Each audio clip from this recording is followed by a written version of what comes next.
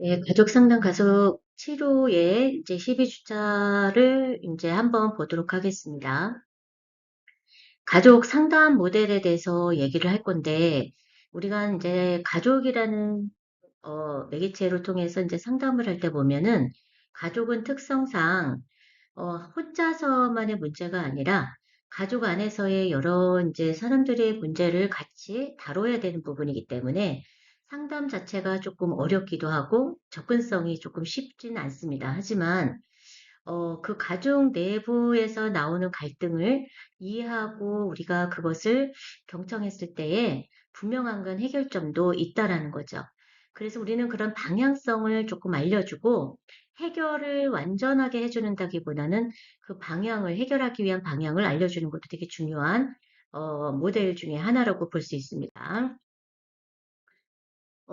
이론적 배경에서 이제 주요 개념과 치료적 개입을 이제 볼 건데 해결 중심 가족 치료를 알아보도록 할게요.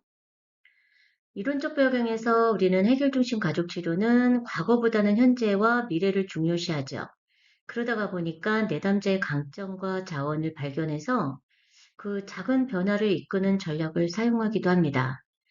그러다 보니까 현재와 과거는 이미 지났어요. 그리고 이제 현재는 지금 어떻든 갈등이 있든 좋든 해결점을 찾기 위한 갈등이 있다 그러면은 해결점을 찾기 위한 그리고 미래의 지향적인 그런 것들을 이제 우리가 전략적으로 좀 봐야 되겠죠.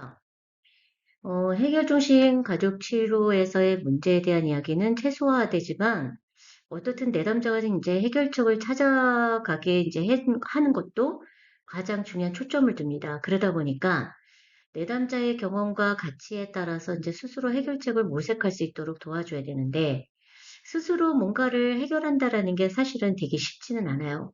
우리 이제 여러분들도 뭔가에 문제가 생겼거나 어떤 누군가의 이제 갈등이 생겼을 때 스스로 해결하려고 하다가 보면 오류라는 게 생기고 그리고 갈등이 더 심화되는 경우도 이제 아마 경험을 한번 해봤을 거예요.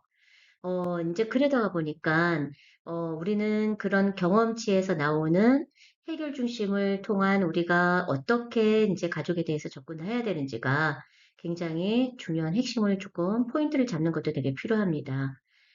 핵심 철학이 있어요. 우리가 이제 해결 중심 가족 치료에서는 핵심 철학이 있는데 이 부분은 참고문헌으로 조금 더 그냥 깊게는 아니더라도 그냥 가볍게 듣고 가시면 좋겠습니다. 해결 중심적 관점의 문제 원인보다는 무엇이 잘 작동하고 있는가 이런 거에 초점을 조금 맞춰야 되겠죠. 그러다 보니까 내담자 중심에서 내담자가 이미 자신의 문제를 해결할 수 있는 능력과 자원을 가지고 있다고 보고 있어요. 해결점은 분명하게 개인적으로는 돼 있어요. 있지만 그것을 어떻게 해결을 해야 되는지의 그런 원인을 찾는 것도 조금 필요한 거죠. 변화는 작은 것부터 시작해서 큰 변화를 이끈다는 믿음이 이제 핵심 철학으로 이제 있습니다. 그 다음에 이제 미래 지향적이죠. 과거보다는 원하는 미래에 가능한 변화에 초점을 두고 있습니다. 기본 원리를 보면 인간에 대한 긍정적인 이제 시각으로 내담자의 문제와 결함이 아닌 무엇이 잘 되었고 그것을 어떻게 활용하는가 하는 내담자의 강점과 자원을 찾는 데 중점을 두고 있다라고 이제 볼 수 있습니다. 그러면 이제 기본 원리에서 이제 우리가 조금 더 구체화해서 조금 더 알아볼게요. 내담자가 이미 자신의 문제를 해결할 수 있는 능력과 이제 자원을 가지고 있어요. 그리고 그거를 해결할 수 있다는 믿음을 이제 기반해서 우리가 하게 되겠죠. 하지만 거기에 따라서 이제 상담자는 문제를 분석하기보다 내담자가 스스로 변화할 수 있도록 돕는 해결 촉진자로서의 역할을 수행하게 됩니다. 그러면 해결 촉진자라는 이제 역할은 어떤 거냐면 중간에서 이제 A와 B라는 그런 어떤 이제 내담자가 있을 때에 중간의 역할에서 A와 B의 관계 형성과 A와 B의 갈등을 어느 정도 이제 방향성을 제시했을 때에 해결하는 게 어느 정도 이제 보여서 그것을 통해서 이루어지게 좀 도와주는 그런 촉진자로서의 역할이 수행해야 된다라는 거죠.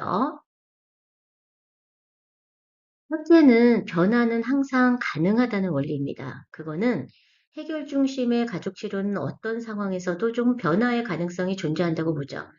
가족 내에서 해결점이 아예 없다. 그러면은 이거는 문제가 큰 가족이라고 볼 수 있겠죠.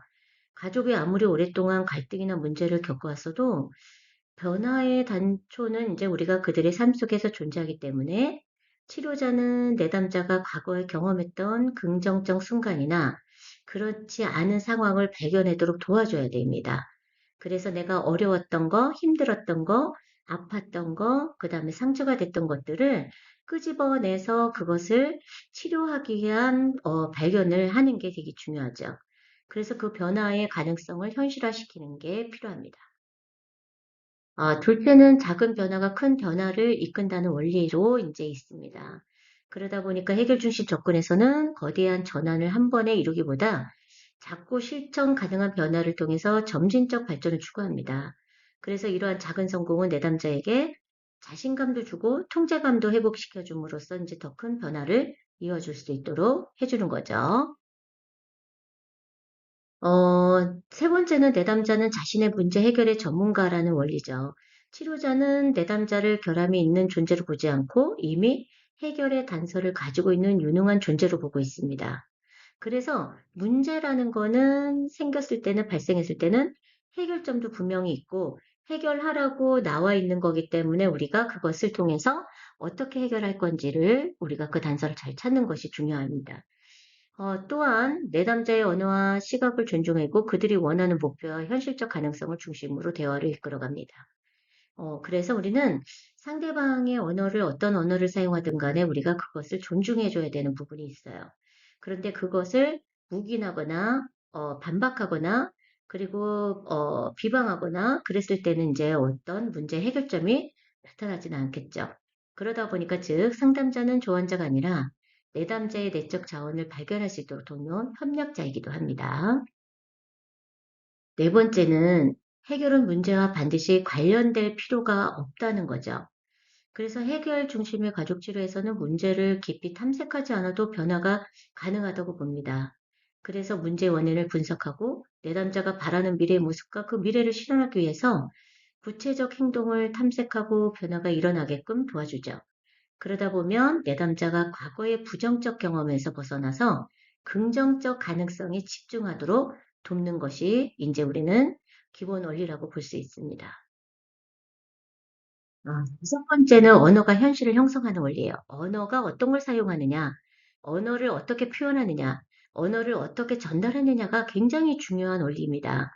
해결 중심 접근에서의 대화 질문을 통해서는 내담자가 자신의 현실을 새롭게 구성하도록 도와요. 그것은 즉 뭐냐면 상담자의 언어는 문제를 강조하기보다는 해결을 상상하게 하는 언어를 써야 되는 거죠.